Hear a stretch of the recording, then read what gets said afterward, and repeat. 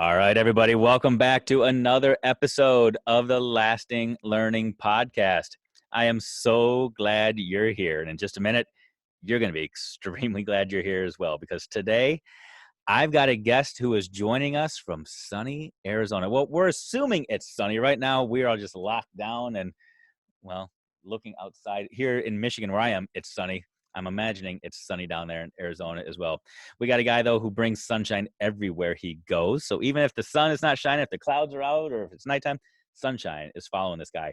He is a true maverick of education. And according to some people, at least, myself included, or the global gurus, he is one of the top 3 educational gurus on this planet. That's right. We've got Erik Francis joining us. Erik, thank you so much for being here. David, thanks for having me here. It's really an honor. I'm glad we're be able to take this time on Sunday. And as that educational guru thing, I just want to tell everyone that I still got to pay $2.88 for my coffee at Starbucks. There you go. Sweet. So Erik, other than being that guru, who are you? Tell the world who you are. I mean, most people know you. I mean, you're everywhere, but maybe there's some people who have been living under a rock lately and have never heard you or heard of you. So can you just introduce yourself to the world? Sure. My name is Erik Francis. I'm an author, educator, speaker, and presenter. I wrote the book called Now That's a Good Question, which is right over my right shoulder there, just under Iron Man, my Iron Man statue I got from my brother. Thank you, Matt. Been an educator for over 20 years. I've been a middle school and high school teacher. Taught all the subject areas because what I used to do was I used to give up my prep hour to make some extra money to teach outside my content area. I was a site administrator for a little bit, and I can tell you that it was an interesting experience. Went into it thinking I was going to be an instructional leader. Turned out to be more that I became the NYPD officer my grandfathers always wanted me to be. I was a cop without a badge, using their interrogation techniques to figure out who skipped 4th hour. Just a little bit of insight. If the tips of their ears turn red, they're lying. I had a great Dirty Harry Batman voice where I used to go, okay, I'm going to ask you a few questions. First thing I want to ask yourself is, what do I already know? So did that for a little bit. Then I went to the state education department here in Arizona, worked for Office of English Language Acquisition Services, and then transferred into Title I. And that's really, really where my career took off with it, where I did a lot of compliance, checking with Title I, but also did a lot of training, helping schools set up their Title I programs. And then 2012, a couple of people encouraged me that I should go become an education consultant, as I like to put it in quotes. And I got an anchor job at a local charter school and a consultant on the side. And then what happened was the anchor job in consulting went from this to this. So I started doing that full time, Maverik Education. That's the name of my company, Maverik. It's named after my daughters, Madison, Avery, and Amanda. And I'm also the child of the 80s. So my favorite movie is Top Gun, which is great because when people forget who I am, they call me Maverik. So my inner 15, 16-year-old gets really excited, like, wow, y'all think I'm Maverik. Cool, you know? And then from there, I went from Title I consultant to do professional development using a strategy I used in my classroom with inquiry and questioning, and where basically I would rephrase the standards and turn them into questions, or would ask questions that get the kids think. And then I just started doing more professional development, presenting at conferences. ASCD approached me to write a book. Wrote called Now That's a Good Question, came out in 2016. And my next book, I'm proud to say, is going to be with Solution Tree. It's on teaching and learning for depth of knowledge. Right now it's called Knowing is Half the Battle. If you know that, it's after the old G.I. Joe moniker at the end of every G.I. Joe episode. They taught a life lesson, and the kids would always go, thanks, Joe, now I know. And the G.I. Joe would go, and knowing is half the battle. So that's going to be my next book. And I'm a dad, and I'm a husband, got a family out here in Scottsdale, Arizona. It is sunny, which is why it's a little misleading to think about what's going on in the world right now. But yeah, I'm just living life, trying to survive and trying to deal with everything that's going on right now with all of us. Well, first of all, I absolutely love all the 80s references to all of this. I mean, you are an 80s man. Let's just focus in on the Maverik piece, if you will. So Top Gun, I have no idea when you guys are listening to this episode, but you know, the sequel is coming out very, very soon. I am so excited. I am right? so glad for that. But just think about all this swag from my company too, where I can just get that out there. It's called Top Gun Maverik, and I'll just change it because there's no C's in Maverik. So now, yeah, There you go. The idea though that that movie came out 34 years ago. 34 years ago, man. Doesn't that I make you feel know. old? It's ridiculous. I know. But so Maverik, he is Pete Mitchell, Lieutenant Pete Mitchell, the pilot, the renegade, kind of does things his own way. Does that kind of describe you as well? From I what mean, you people look. have I told mean, you me, look a lot like Tom Cruise. I mean, I got to oh, give you that. You know, especially in that really, volleyball scene. You know, but other than that, are you I a don't know. I think I'm looking Maverick? more like Val Kilmer these days at my age. So, thanks, man. If you can see my face right now, I'm sure I'm blushing. I guess that's what people tell me. I mean, that's the thing. When I thought about the name Maverick for my company, it was more about I just wanted a cool name for my company. And the funny thing is, before I became a teacher, I always wanted to be a filmmaker and write screenplays and produce movies and make movies. And I always had this idea for my company to be called Prometheus Entertainment. And if you know mythology, Prometheus was the one who stole fire from the gods and gave it to the people. That's how pretentious and arrogant I was back then. Uh, but someone and when I was working, when I started this, they said, well, why don't you kind of play off your name? And out here in Arizona, I was listening to something, and John, oh my gosh, I can't even remember. John McCain, sorry, age is showing. John McCain was our senator, and they called him the Maverick. And I love Top Gun, and I'm like, okay, well, let me play with this a little bit. Maverick Education, and then I spelled my name Erik, and I took the C out, and it said, I made it Maverick Education, which is the way it is. It's a cool name, but it probably affects my business a little bit because probably people spell it the regular way and like, I can't get in touch with you. But I guess that's what people sometimes tell me, because I've had that people say, you are a real Maverick, to which I take pride in that. Yeah. That's a family thing. My dad was a Maverick. My dad was a double amputee, lost his legs in 1965 in a car crash. And he really redefined how we look at the disabled in our country. You and I are friends on Facebook, so I don't know if you saw the post. Recently, I was doing something for my DOK book, and I wanted to talk about how a DOK 3 or 4 could be, well, why don't you have the kids investigate other civil rights movements that took place in the 60s and 70s? Because we know about the women, we know about the African American, but there's all these other different groups. So I looked up for the disabled, and I found this history book, and they're talking about my dad. Oh, And wow. the guy compared my dad. He goes, the only other person I can think who spoke like him was John Kennedy. So it's like my dad got compared to John Kennedy, but he was kind of that Maverick as Well, just well. just so you know, you were just compared to Tom Cruise. So I don't know. I have to say that to my kids, because the joke I've had with my kids is that, hey, my dad got compared to John Kennedy. Who's your dad compared to? They're like, you're our dad. And I go, oh yeah, like, wait a minute. So, but that's the thing. And he really redefined how we look at the disabled. If you see kids in the store, or you see people who are special needs working in stores, grocery stores, restaurants, my dad created that program. And he created in the state department, through the State Department of Education in New York, through a federal grant, where basically he convinced the Marriott Corporation, who hired people. They ran the thruway stops on the New York State Thruway. They had a problem with getting people up there from New York City, from the 5 boroughs. So my dad convinced them to hire the disabled. And what they did was that they went and the State Department of Education hired the job coaches and provided the transportation, and he created this whole new workforce. So when that was successful, the Marriott Corporation said, well, what else do you have? And my dad said, what else do you got? And the Marriott said, well, we have people who are losing their hearing who work in the laundry room because of all the machinery. And he said, well, why don't you just hire the deaf? So he was one of those leaders, one of those unsung leaders. He was also one of the framers of the American Disabilities Act, one of the writers with it. And what's interesting about it, Dave, is that it was on my desktop computer. This is how old it is. Floppy drive in the first slot, and then the floppy drive to save it. So WordPerfect went in the first slot, and then the floppy drive to save it. And you go in there and say, go read that. That's history there. So my dad, he's not with us anymore, but he was a real maverick with it, which is really funny, because when I told him I was going to go out and start my own business and become a consultant, he thought I was so reckless. He said, you have a family, you have a guaranteed, retirement, you're making that leap. Who taught you to be so reckless like that? Who taught you to be so, bold like that? And I'm like, you did. He goes, I would never have done that.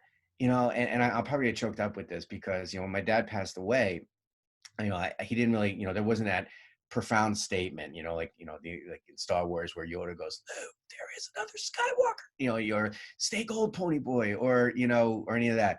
He just, he did it to my brothers and my sister, and he did it with me.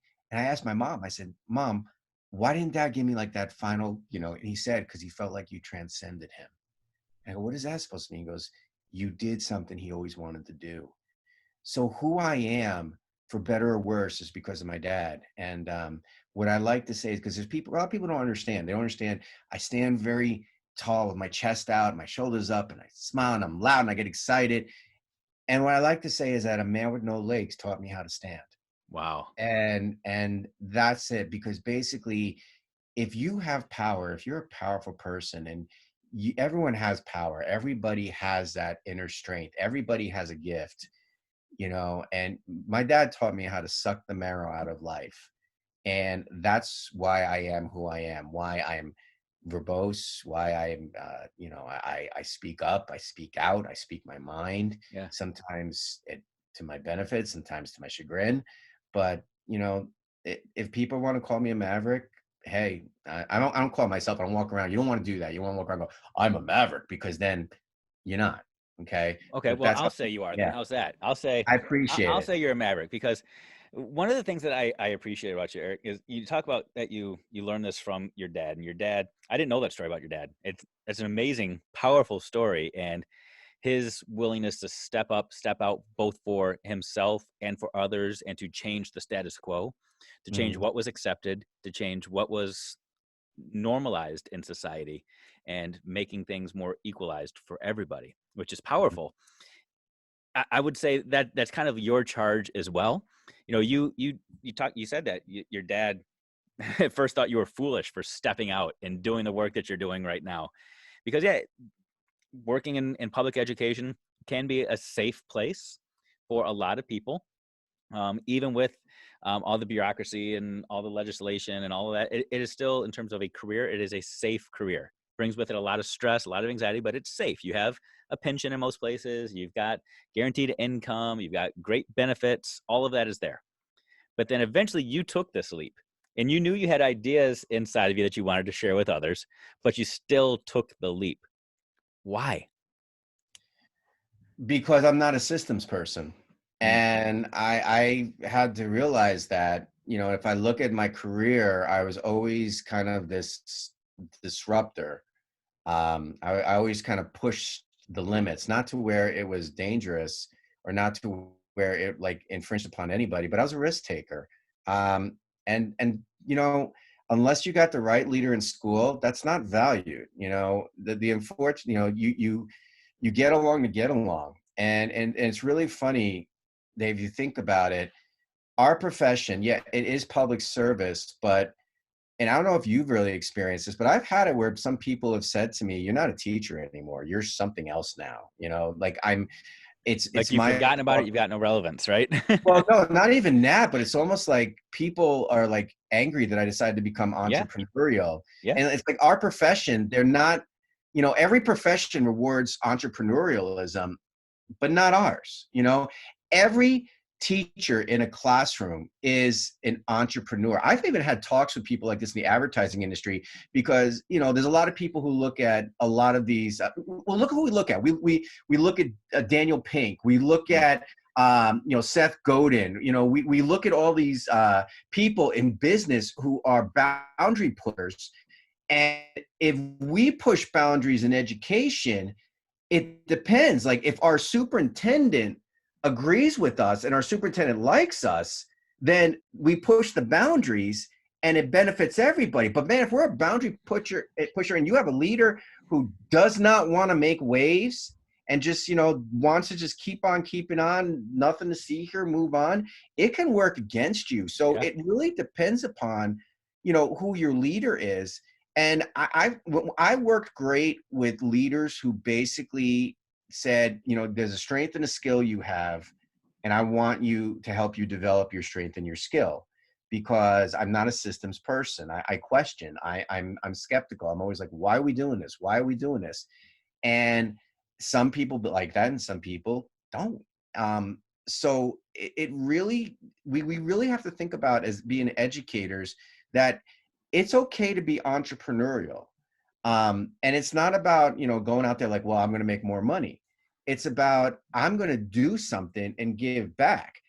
I'm, I'm doing better than I did as a teacher. I'm going to be honest in that. I'm doing Yeah. better than some, but okay. So like, let's look at current events that basically, here we have, schools are all shut down. So I have no job right now, pretty much. Mm. I mean, I have no job every day when I wake up in the morning being this, but you gotta still provide a service. I'm out there, and you probably see on my Facebook, I keep on forwarding stuff and forwarding stuff. Here's some resources. I'm doing a lot of stuff pro bono right now, because that's an educator. That's an educator at heart. What we do because we basically have a heart, and we do it for altruistic reasons. And if you can be entrepreneurial with it as well, there's nothing wrong with that. Yeah. And it really depends upon who you are at your core. I said before, that before I became a teacher, I worked in the film industry. I'm not going to name for who, but I worked for a very, very wealthy, successful producer in the film industry. Had a lot of money, had a lot more than I did at the time, had a lot more than I have right now. And he was one of the most miserable people in the world. Mm. And that was a great lesson to me, that money does not buy happiness. And also, money comes and goes. I mean, we're feeling that right now. There's not going to be much of a difference between this and the Great Depression. And it's not basically that you're doing this for yourself, but you're doing it in a different way for others. So if I look at it as like basically being entrepreneurial with this, or teachers look at it to be entrepreneurial, there's nothing wrong with that. There is nothing wrong by being dynamic and taking risks as an educator, as long as it benefits the kids and it helps them in the long run. No, it's well said. It's well said. So, with the work that you do you feel like you get more opportunities to poke that bear, just without a lot of people pulling you back, or are you able to now help empower teachers to do things differently in their classroom because you're now this outside force giving them the encouragement? What do you see your role in changing things in classrooms? It really depends on the leader I'm working with. Okay. There's a lot of times, yeah, I'm being straight honest with you, there's a lot of times, people like you and me come in and we threaten the school leader, not physically, but like we Yeah. threaten, okay, who's this guy? And, there's other times we can go into places we don't even know where we're going into. That's the thing about it, is that, hey, come on and work with my teachers. And you don't know what the campus is like there. And is also, there's this little bit of a presence and idea of who we are, that a teacher, look, teachers don't make a lot of money. Now all of a sudden they're calling us in, this ivory tower guy wrote a book, Right. wonderful, Right. and they know how much we're getting paid, even though it's not getting paid out of the same coffer as them. We're not taking money away from them. We're actually, there are federal funds and state funds that go towards professional development for what we do. But there can be a level of resentment. There's some people who don't want to change. And there's some people who treat teaching like it's a job. And then you got great people, more great people out there who are like, wow, thank you for coming. They're very gracious.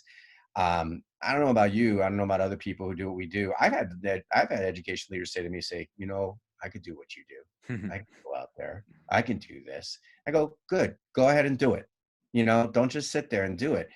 I'm going to tell a story. There was a school leader I worked with this year that I was there to be supportive. I've been working with the school for a number of years, and they got a new school leader. So they're trying to flex their muscles a little bit and shout, this is what I know. I know the research. They can quote the research like anything.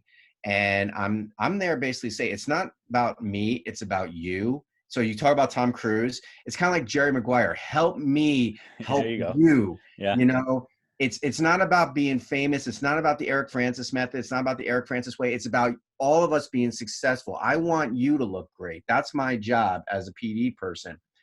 This person made me feel so competitive versus collaborative, because if you throw out the research and, I mean, I'd be hearing all the gurus' names, not mine, but, whatever. But the thing is that, you hear all the big names of it, and then, you try to give suggestions, and it's always like, well, I could do that. Well, I could do this. And it got to a point where I actually said to the school leader in front of their superintendent, I said, I'm here to collaborate with you. I'm not here to compete with you, but every time I'm working with you, I feel like you got to throw your resume down on the table and make me feel like you're better. And that's not cool. And I said, because you know what? This is how I feel. And I'm going to do to you what you made me do, what you're doing to me. And I took out my book, which Dave, I never, ever, ever, go, this is my book and I wrote it. I took out my book. I said, I can tell you I wrote this book for ASCD, one of the biggest companies out there, and it's sold thousands and thousands and thousands of copies. I can tell you I work with teachers in not only this city, but also all throughout Arizona, all throughout the country, and in Singapore and Malaysia. I can tell you I got that ranking. Back then I was 13. Now I'm number 3. All that and $2.88 gets me a cup of coffee at Starbucks. And I said to her, and I quote Batman Begins, it's not who I am, but what I do. And the same time I said to her this, I said, the research, you challenged me on it. That's great. I mean, you challenged my thinking with it. But let me tell you something. I'm going to quote John Hattie. Everything works, but everything doesn't work for everybody. And the other thing is, yeah, we got all this research, but if the research was not done at your school and not done specifically with your kids, that doesn't mean it's perfect, because we got to look at our school community. We got to look at what is that the school community need. And I'm embarrassed that I had to tell you that story. But at the same time, that's the reality sometimes of it. And I'm not working with that school anymore, which is a shame, because I worked at school for a number of years. But the school leaders and the teachers have to understand that when we come into their school, we're there for them. We're not there to put on a big show. We're there to support them. The best thing the schools can do is not have us be rock shows where we come in for 2 or 4 hours or even a day and play our greatest hits, and then we're off. And the next time we come around on tour, we'll come back if you invite us to play your venue. We want the relationship. We want to come in and do PD. We want to come in and support your teachers. We want to have the one-on-ones. There's a lot of times where, because I'm west flying east, so I lose a day coming to a school district from west to east flying. And there's a lot of times people ask me, well, I just want you to come in for a 2-hour PD. So now I'm spending a whole day waiting for the after school PD. So what I tell them is that basically I'd like to walk through your classrooms and I'd like to see what's going on. And then before the PD, go in, show what I saw, put what I saw in my presentation to say, hey, this is what I saw. This is how you can turn it into a question. This is how you do it for depth of knowledge. Or what I also offer is this, is that I'll say, okay, so I'm flying from west to east. You want me there only for a 2-hour PD because that's sometimes all schools can afford, or in terms of time. How about this? I'll do the 2-hour PD, and then the next day I'll position myself wherever your common area is, or your staff room, your teacher lounge, or I'll work with your teachers and their PLCs so I can give more of that targeted professional development, or as strategic. They bring it in, and then we're creating a plan together. And the great thing about traveling from west to east with PD is I could take a later flight and still get home in a decent time. So that's the kind of relationship I try to have with schools. That's the kind of relationship I try to set up when it comes to professional development with them. Don't just do the one and dones. Bring us in, create a relationship. We can do things like this through Skype, through, Zoom and everything. Yeah. Really try to say, like, I am here for you. That Jerry Maguire attitude. Help me help you. That's what my focus is when it comes to PD. First of all, I can just imagine you sitting down and memorizing every movie that you ever watch, because the quotes are just a coming, man. I absolutely love it. I love it. You threw a lot of great nuggets out there. I want to latch on to something you said, though. You talked about the idea that a lot of people think that they can do the work that you're doing. And I know this is resonating with me right now, because as we're recording this, everybody's still in self-quarantine, kids everywhere being homeschooled now. And, there were a lot of people out there for a lot of years who would say anybody could be a teacher. Anybody can just go in and play with kids all day. Those who can go work, those who can't go teach. And I think there's a lot of people right now having a rude awakening, and it's a vicious wake up call to say, wow, God bless teachers. I tweeted something yesterday and said, if nothing else comes from this, I'm hoping that the word just never precedes a teacher ever again. And I think that's kind of what where we're at right now in society, is we're realizing just how hard teaching is, which is why we need people like you who can come in and help all of us get even better at our job. And I think where people often miss the mark is they think that teachers are not experts in anything, that they just go in and they just talk to kids all day. But I could not disagree more. I think that every single person has a gift and every single person has a strength, and it's our responsibility as leaders or even just as society to allow teachers and everybody to really focus in on their strength and not be that jack of all trades. We shouldn't equalize all teachers. We shouldn't equalize anybody. We need to allow them to focus on their strength and their specialty. So what is your strength and specialty? When you come into schools, yet you're working with schools to help schools become better, but what is Mhm. your strength when you say, man, this is my wheelhouse now? Is it questioning? Is it DOK, depth of knowledge? Is it leadership? Is it systems? Where do you really say, boom, this is where I'm shooting today?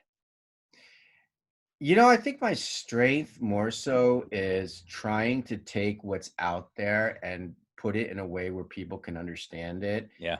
and have that flexibility. So, we talk about this blanket statement about, teachers. What I always try to tell people in my professional development, I say, why is it we differentiate instruction, but we don't differentiate professional development? And that's something I had to learn as a PD person, even Yeah. as working with someone who used to be a state education employee, because you came in, you did it the way the state wanted you to do it. You didn't deviate from that. And what I've had to do as a professional development is I had to try to figure out every which way that a teacher can understand and get this. So, what I have in my book, it was a snapshot of my thinking at the time when I wrote my book.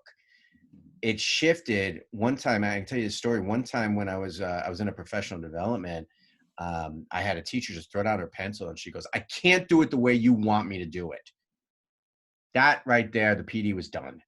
And I said, "Is anyone else feeling this way?" And they raised their hand. And I closed my laptop and I said, "All right." And I pulled up a chair and I turned it around and I said, "We're going to come up with our own method. What way would work for you? What kind of person are you?" And talking to them. So I came up with a second method on how to turn standards into questions. It's the flexibility. I mean, I don't want to say expert, because my philosophy on experts is that experts, you know everything and you don't need to learn anymore. Mm. That's your philosophy. I say expertise because, man, I'm always learning. I mean, that's why it's been so hard for me to write my DOK book, because every time I look at it, I'm like, wow, it could be this, it could be that, it could be this. And after I publish it, I'm probably going to come up with more ideas with it. That's where I think the flexibility is. And I think that's where the flexibility we need to be as teachers as well. As professional development providers, you're not coming in showing them the Erik Francis way. You're showing them how to create questions. You're showing them how to create learning environments that promote inquiry. You're coming in and showing them a way to do depth of knowledge. Now, some people understand it from a technical standpoint. Some people really like it when I compare it to game shows. Like when I say DOK1 is like a quiz show like Jeopardy or Who Wants to Be a Millionaire. DOK2 is like a DIY show like Bob Ross, Joy of Painting, where the student becomes the teacher. A DOK3 is like Top Chef or the new show Lego Masters. You're Hmm. given a task, here's the outcome. Now you got to think strategically and use complex reasoning to complete it. And a DOK4 is like Shark Tank. And people are like, wow, I get that. And there's some people like, oh, I'm not really getting it. So another way I'm looking at it is that DOK1, your kids are like game show contestants. The teacher's the host. You provide information. You ask questions. The kids have to answer correctly or incorrectly. A DOK2, the student becomes the teacher. And when I do with that, I show them a picture of Rocky Balboa punching and doing the speed bag while Mickey's behind him. And then I show Creed, where now Rocky's the teacher and Creed's the student. And I also show Yoda and Luke Skywalker, and then Luke Skywalker with Rey. And with a DOK3, I'll say, let the Hunger Games begin, because that's what it is, the challenge. Here's the outcome. What's the object of Hunger Games? Survive. Now, how are you going to think strategically to do it? And DOK4, you're Iron Man, because now you're taking all your stuff And basically, you're going to do something innovative and inventive to change the world. That's why I look at DOK 4. But that comes with a flexibility. Like, you don't want to be a one-trick pony, and you don't want to come in and say, this is the only way I do things, and this is the way you need to do it, because you're being hypocritical. We differentiate instruction, try to meet the needs of every student. I need to differentiate my professional development to meet the needs of every teacher. Now, I'm not going to hit everybody in terms of what I provide with them. So what I do with those teachers who are just turned off by the PD, because it happens, I'll say, do you agree with what I'm talking about here? And they say, yes. I go, okay, good. Now, how can you go and make this your own, that it works for you? And if you do, you need to write a book. You need to put a PD out there. That's how I came up with Now That's a Good Question, because everybody's talking about essential questions. And I say, well, what's an essential question? And you're going to get all these different things, and I say, well, what if I told you it depends on who you read? Because if you read Grant Wiggs and Jay McTighe, they say one thing. If you read Ted Sizer, who came up with the concept, they say one thing. And John Larmer's got his driving questions with PBL, with the Buck Institute. So really, I just said, okay, why don't we just call them good questions? And this is 4 different types of essential questions you can ask. And that every class you have a topical essential question or a topical good question. So I'm trying to respect the research. I'm always really respecting the research and realizing there's people who came before me, but maybe I can put a different tread on it so it'll work well for people. That's also kind of the way I look at it in terms of my strengths, is that I look at myself not as an inventor. I look at myself as an innovator. I mean, I don't come up with something new. I say, here's something out there. How can I make it better?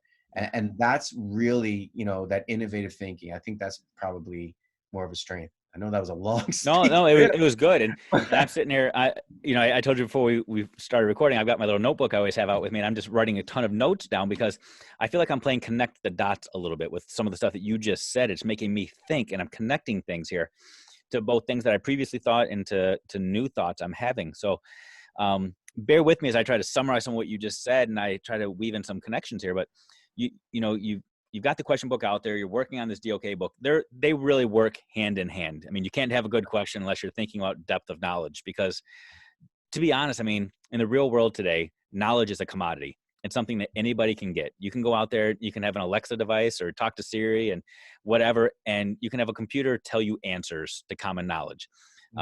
Watson beats all of the live people on Jeopardy. Right. Computers have knowledge. So they've got that bare recall knowledge that when we say just a teacher, that's where the just a teacher comes from, is anybody can just give kids facts. Yep, agreed. I could stand in front of anybody and pull out an encyclopedia and just read it to kids. Anybody could do that. What teachers can't do, though,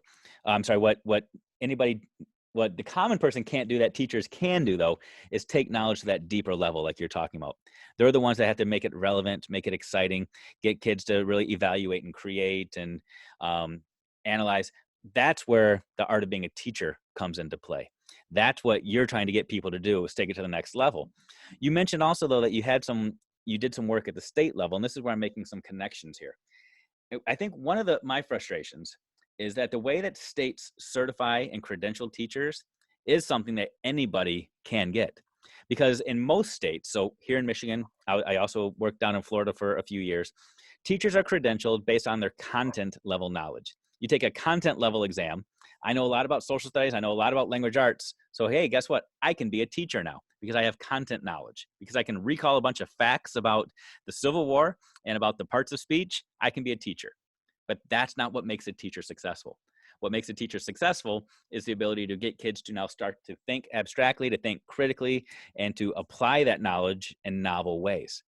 So your job, what I hear you say, is that you take teachers who have the credentials and you now are challenging that thinking and helping them expand their repertoire, if you will, to start realizing what the real calling is upon them and what they're tasked with doing, which at times is uncomfortable for some people to say, whoa, this is harder than what I signed up for. Is that kind of what I heard, or did I just No, make a it's bunch of what stuff you up? hear. You heard correctly. And it's really funny because if you think about it, it's like this continuum when you think about teachers. You got some who are strong content knowledge. Okay. You got some who have a lot of knowledge. They got the training. They are have expertise in their field. Then you got the other side where they got into teaching because they just like kids. Yeah. And, it's a perspective on that where they're trying to make the connection with the kids. You want to get kind of like in the middle. Okay. Um, the thing about it is that you want to be a respected teacher, and you don't want to be a cool teacher. You don't want to be a hard teacher. You want to be a respected teacher. And respect is a little bit different because when you got respect, it doesn't mean that they necessarily like you. That's the thing I used to say to my kids. I said, some of you guys in here, you're going to praise my name, and some of you guys in here, you're going to curse my firstborn. But one thing you will never say is, I didn't learn something from that guy. The hard part about it is that you also got to look at how people work. There's some people who are very content based. There are some people who are very focused on direct instruction. I'm going to explain it. I see this a lot actually with math teachers, because they can teach the math and understand the math and explain the math, and they get it, but the student doesn't. And they go, why don't you get it the way I'm explaining to you? Because maybe they don't understand the way you're explaining to them. Yeah. At the other end, I see people talking about and doing all these cool things, doing kind of what Lucy Calkins calls education, arts, and crafts. Well, what's the substance to it? I'm not putting down either side, but I'm talking about there's got to be a balanced approach. Being a teacher does not mean you're a content expert. Being a teacher does not mean that you can make social emotional connections. Being a teacher is kind of a synthesis of all jack of all trades with that, because you also got to know human dynamics. You got to know human behavior. You got to know how to reach kids in order to teach them. And really, you got to think about this. This is my strength. What are my deficiencies? Because maybe I need to work on them. Don't take this attitude like, well, I'm good with kids because I make connections with them. Okay, great. You're good with kids because you make connections with them. But are they learning from you? Yeah. Well, my kids are learning from me. Great. But are you making connections with them? You see what I'm saying? Yeah. Yeah. We got to find that balanced approach. That's not the problem with teaching. We're always like either or, this or that, this camp or that camp, direct instruction, differentiated instruction, the phonics whole language thing. We need to figure out what works for the population that we have. Yep. And that's why again, I go back to Hattie, everything works, but everything doesn't work for everybody. That's kind of how teaching has changed these days, is that you can get all this training and you can learn all this pedagogy and you can learn all this theory and do your student teaching. And then you're thrown into your first year. And we basically do this to our first year teachers. Some we have great mentor programs, but traditionally what we've done is that here's your curriculum, pasta lasagna, don't get any on you, and we throw them to the wolves. And they have this idea of teaching, and a lot of it's also because we teach the way we were taught.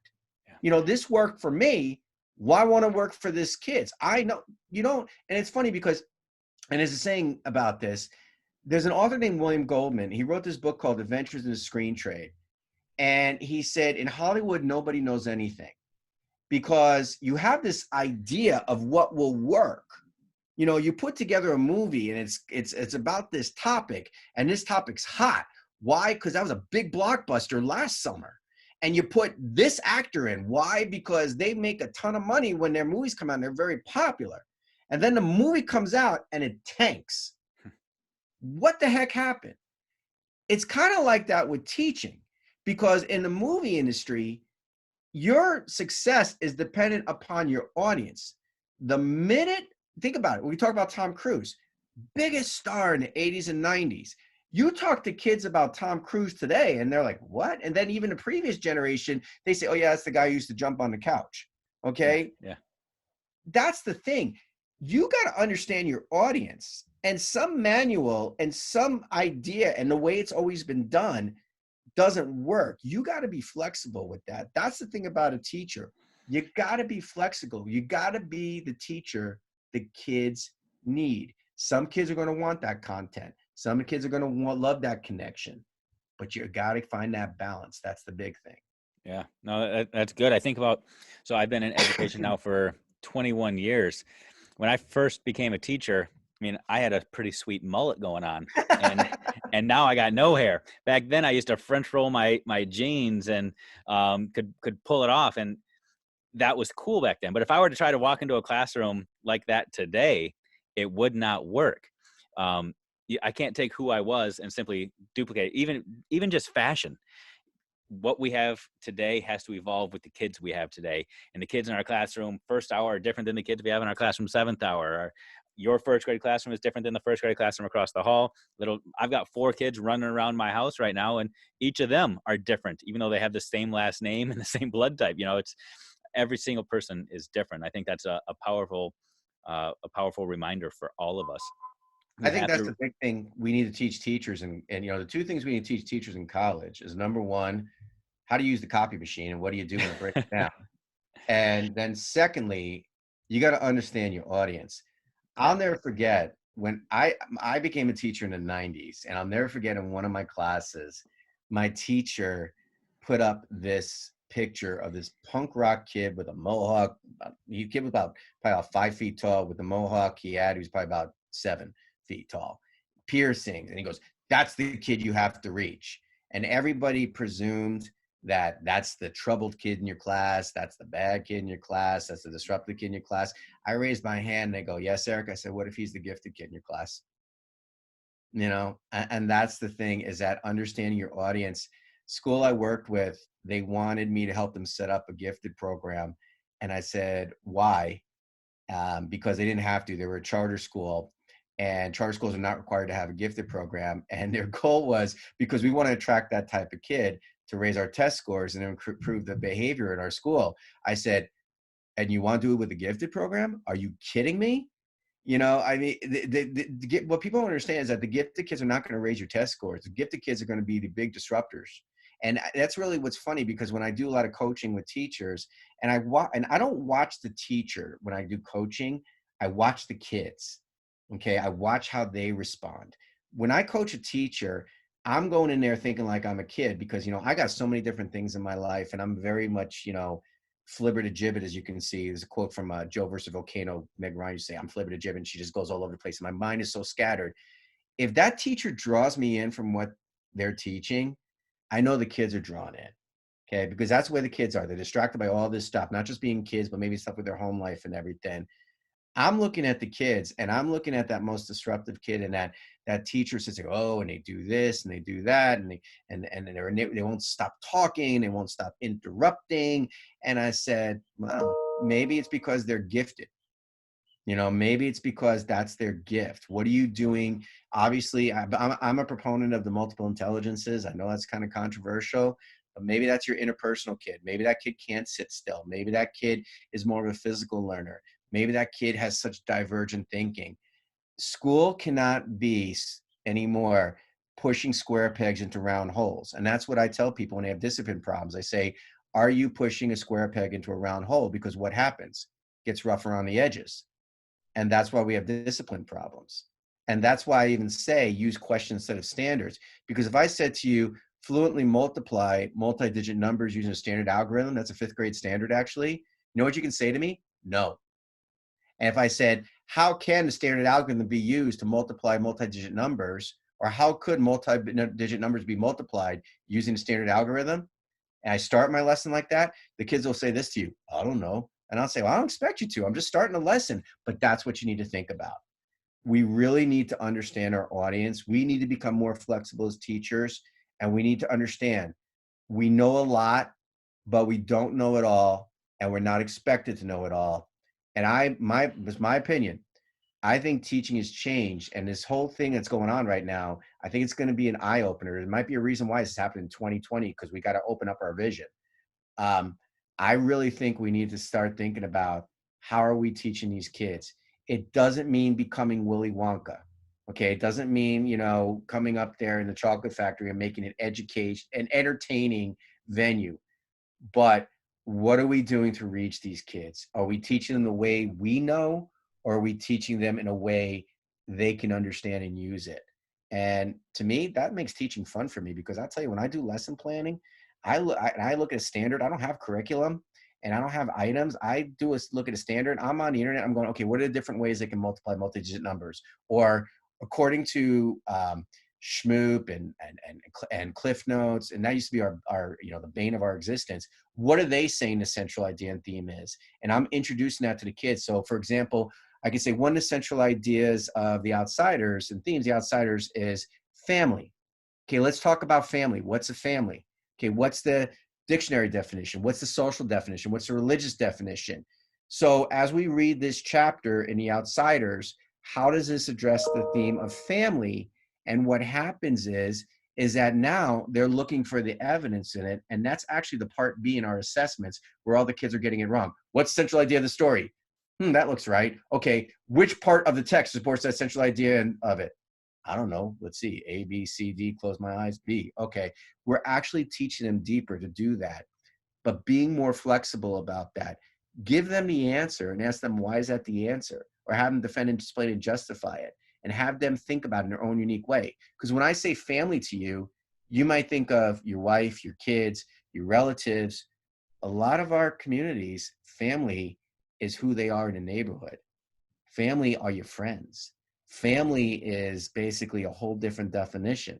So that's why we've got to have that. We got to really be flexible and understand who our audiences is and what we're dealing with. Again, so many amazing nuggets in that, and I'm hopeful that we had a lot of administrators listening to that, because I think what you said is something that they need to hear loud and clear as well.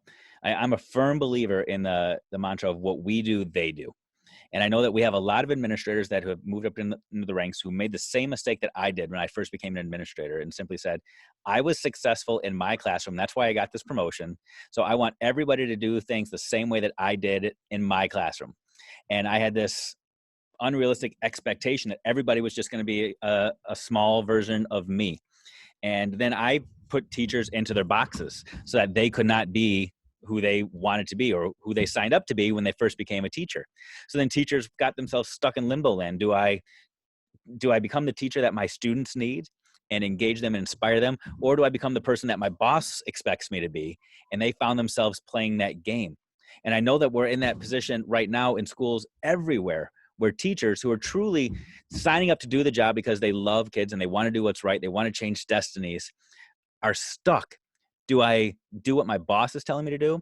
Or do I do what the kids need me to do? And sometimes those worlds are the same, but sometimes they're different.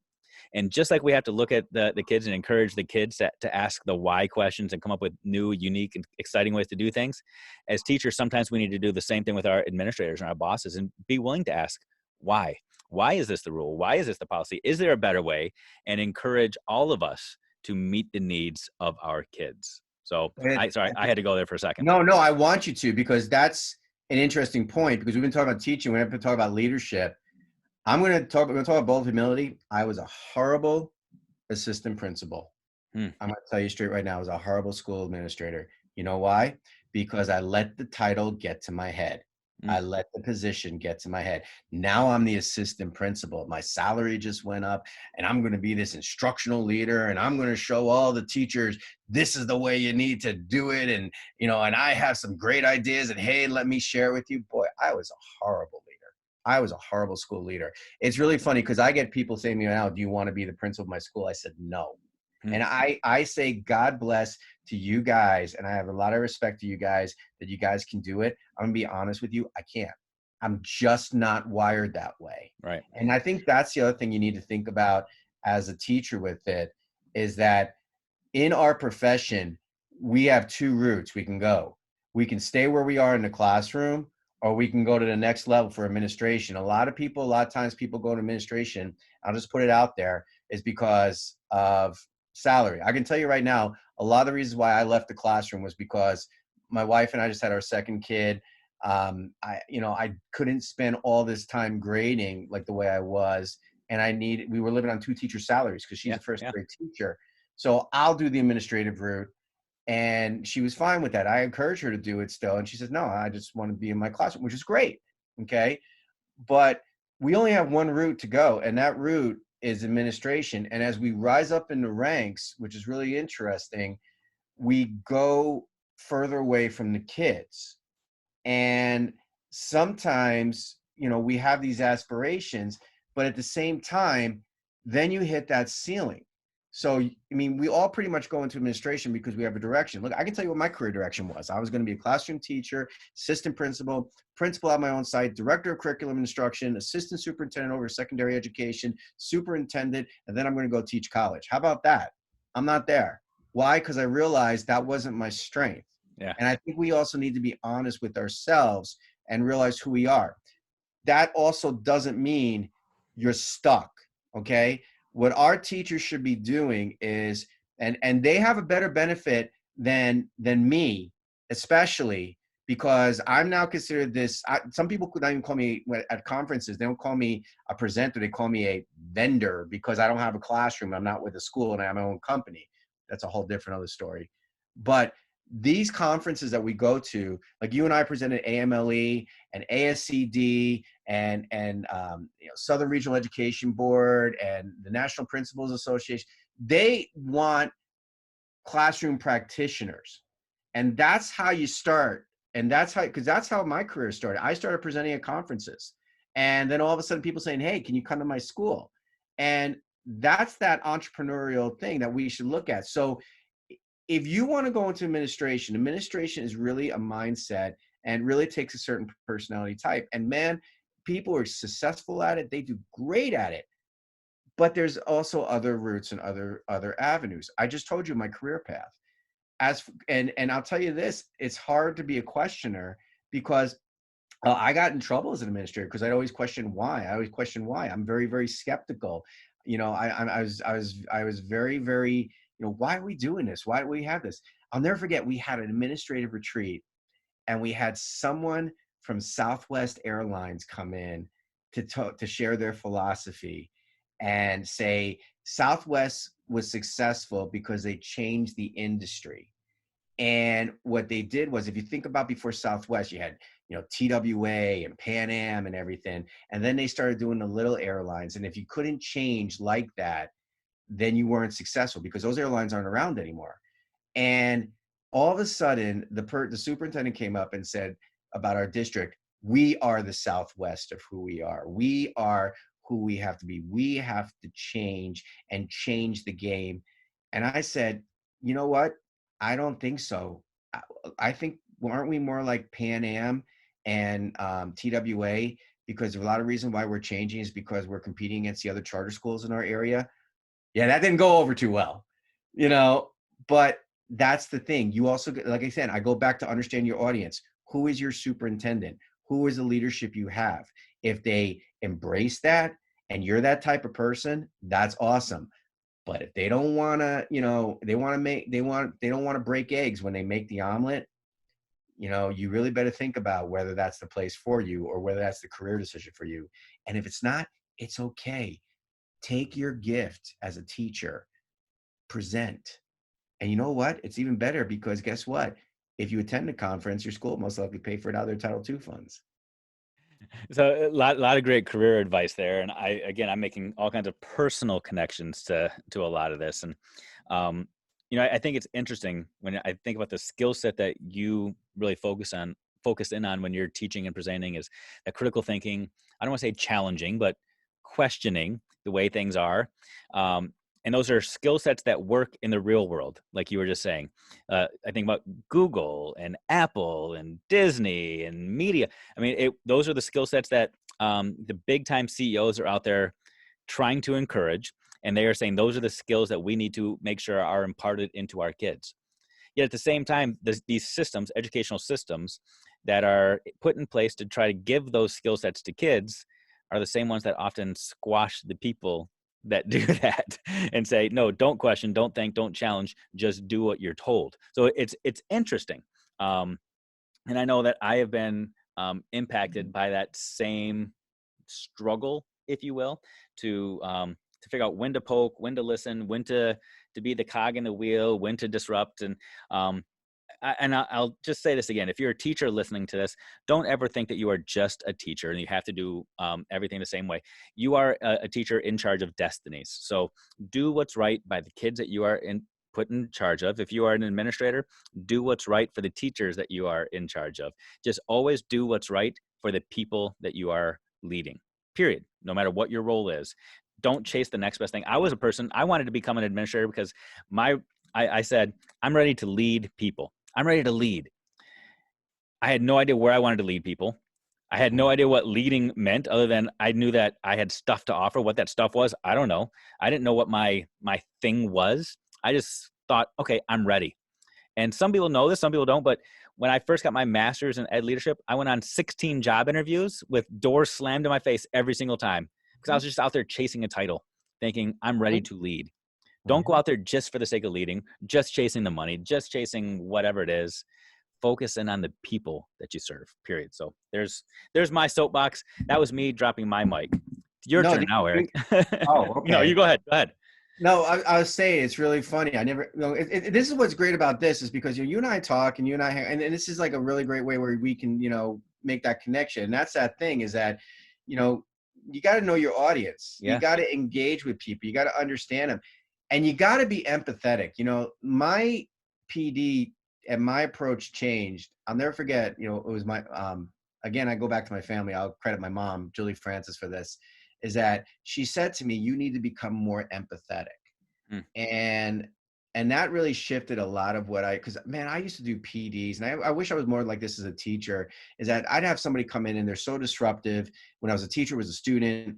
And when I was a PD person, it was a teacher. What? That really happens? Yeah. And then, you take it personal. It's not personal. You don't know what that person is bringing in to that room with you. And, before they came to your PD, maybe they got a speeding ticket. Maybe they got in a fight with their spouse. Maybe they're going through something in their life. Maybe there's something about you that triggers something in them for the response. Maybe, you and I are guys, maybe you remind them of their father. Maybe you remind them of their husband, their boyfriend, their ex-husband, their brother, whatever it is, someone who broke up with them a long time ago, a pal who, betrayed them or whatever. You just got to be really empathetic. And I think that's the thing. We need to be sensitive and be empathetic towards our audience. I think the secret of the success of teaching, and even what you and I do, is you have to know your audience and serve your audience. It's not Erik Francis, it's not Dave Chantal coming in and basically saying, I'm here to present. I mean, I'm here to help you. So I guess my message when it comes to it, especially at this time right now, where everybody's at home and, parents are trying to figure out how to be classroom teachers. I'm going to say right now this, parents, don't try to figure out how to be a classroom teacher. Okay.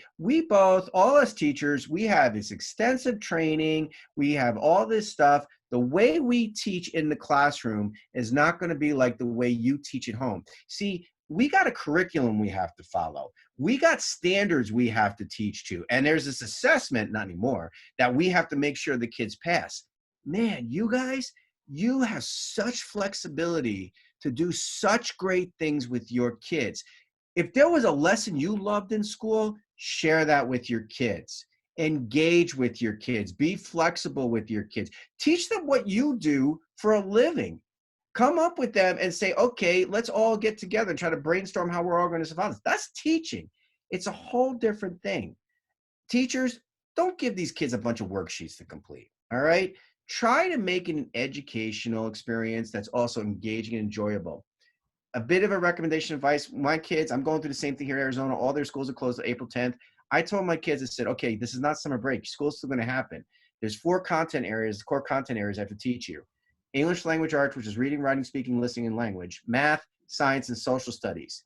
Now, you guys are going to choose a topic. So I took that open classroom approach, again, using our knowledge with it. So, for example, my high school daughter, I said, you're learning American literature. Right now, we don't know if you're going back to school. I want you to pick another book of American literature or maybe an author you read and read another one of their books, and you can do that.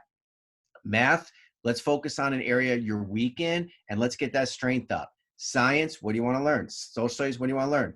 My middle schooler, she doesn't like to read. She wants to think she's going to sit home and binge watch Grey's Anatomy and Friends all day. She's summarizing those episodes, and she's going to look for what the central idea and message is. And she's going to basically try to write her own episode of those shows. That's still English language arts. So be flexible with it. Now, the other subject areas, physical education, math, art, they're just important, but we'll do that as a family. This is your time, parents, to connect with your kids, not just connect on the computer, but connect with your kids. You're not classroom teachers, but you're still teachers. Teach your children well, like the way they sing Crosby, Stills, and Nash and Young, and just relax.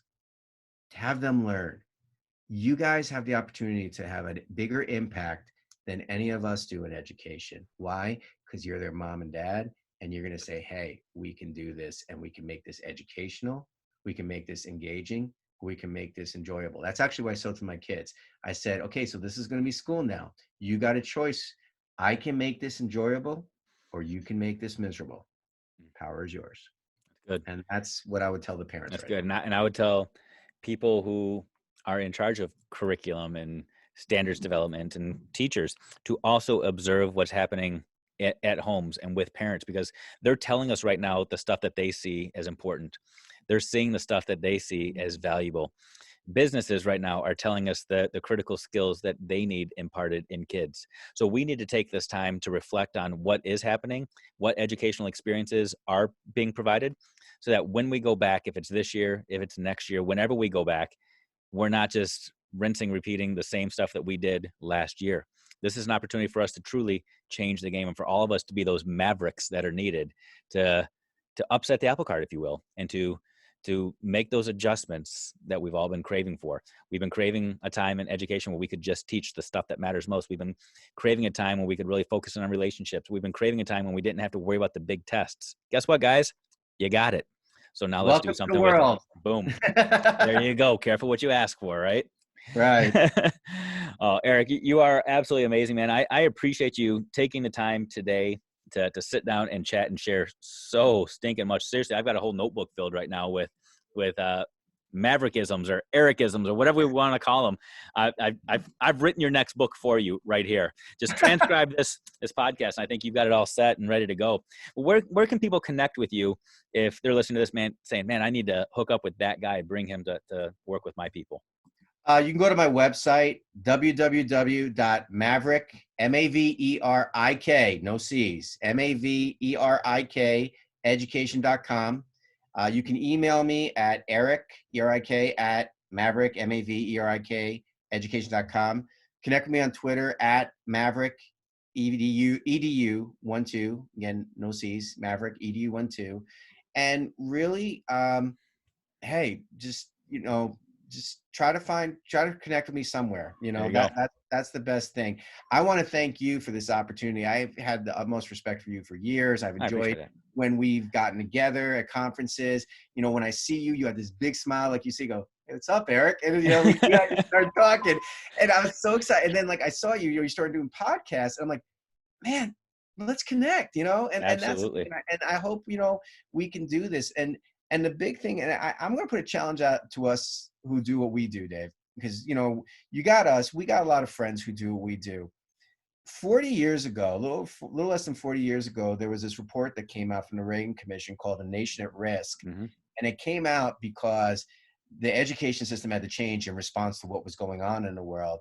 And for the last 40 years, we've been following what that landmark document said. And that landmark document was written by a politician, and a lot of it was for different reasons.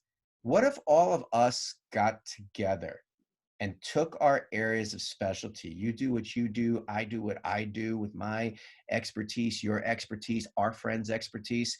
We got time on our hands. What if we all came up together and said, it's time for a new nation at risk? Because guess what? We aren't prepared. Look Yeah. what's happening to us right now. Education needs to change, but no one knows how to change it. What if we all came together, all of us, and wrote this thing as a policy and presented it? Now, some people are going to go like this. Nah, I'm not going to go anywhere. This is why it won't work. But here's the question, the good question I ask about everything. What if? Now that is a good question. That is. I'm in, man. You sign me up. I'm in. So spearhead this thing. Throw it out there. If you're listening and you're like, "Ooh, I'm in," you know who to contact, and we're gonna get this thing rolling because um, our kids deserve it. Our systems deserve it. Our teachers deserve it. We know the stuff that we want to change. We know the stuff that needs to change. So let's go be the change. So Challenge accepted. Let's do it. Thanks again, Erik. I appreciate it. If you want to figure out how to contact him again, you can rewind, hit that little button at the bottom of the podcast and rewind it like 15 seconds or so, or just read the show notes at the bottom. Whether you're watching this on YouTube or listening to it on the podcast, all of his connections are there. Reach out to him. Erik Francis, changing the world one classroom at a time. Appreciate you, friend. Thank you. Thank you for having me.